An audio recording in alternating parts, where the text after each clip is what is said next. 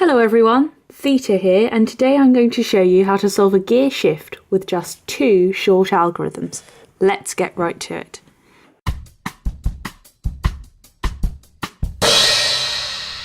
So first, a quick run through of the notation I'm going to be using. I promise you it's super simple if you already know the standard notation for the Rubik's Cube, but if you don't, not to worry because I will explain everything the whole way through.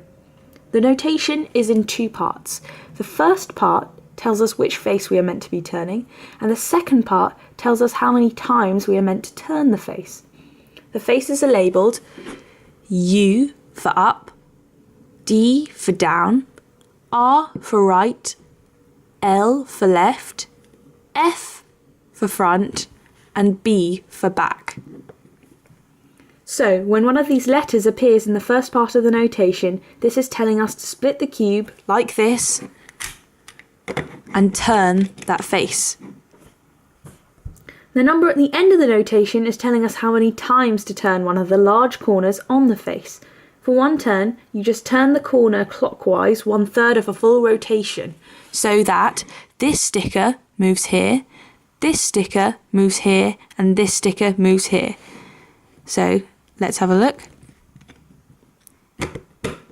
There we go. So let's do a practice move. This move is U2. So the first thing I'm going to do is split apart the cube so that the U and D faces are separated. Then, the second part of the move is telling us to rotate the corner by 2 turns. So this is what I'm going to do. 1, 2. There will be a printout in the description with all the algorithms and notation, so don't worry if you didn't get that down. Now you're ready to solve the gear shift. The first step is solving all of the large corners. As you probably have already noticed from playing with the puzzle, none of the pieces actually move from their positions, which is what makes this puzzle so simple. First, you just split apart the cube in any way you want, like this, for example, and choose 2 adjacent corners on either side of the split. So let's say this one and this one. And match them up like this so that the corners are orientated correctly with the colour that they share matching. So now we have to solve the other 2 corners. What you need to do now is separate the 2 halves again so that the solved corners are on one side like this. Then just rotate the other side until at least one of the corners solve.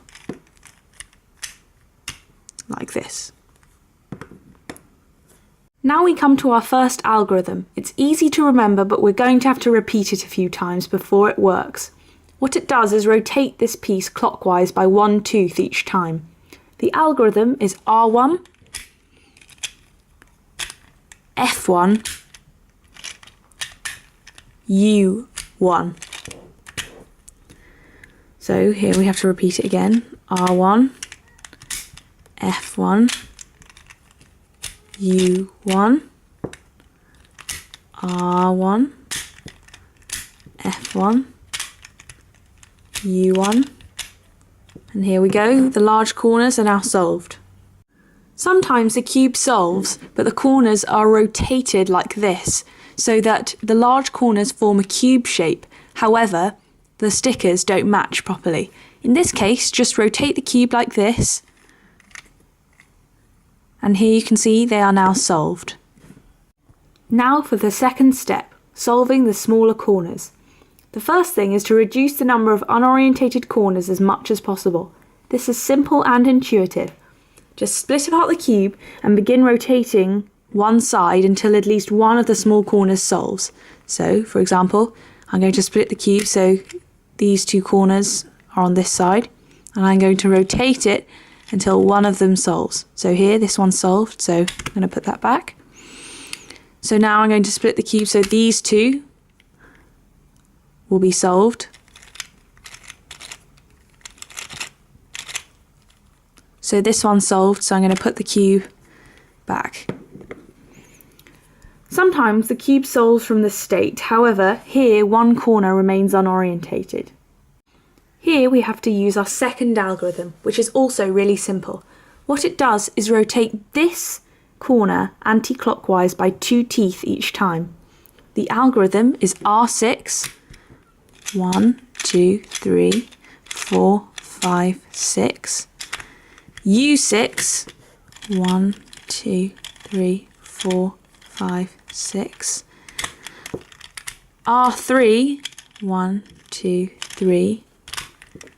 F6, 3, 4, 5, 6.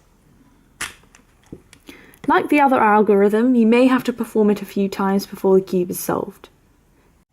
And there we have it. The cube is complete. I hope you found this tutorial helpful, and if you did, please give it a thumbs up and leave a comment if you have any requests for future tutorials. Happy cubing, everyone!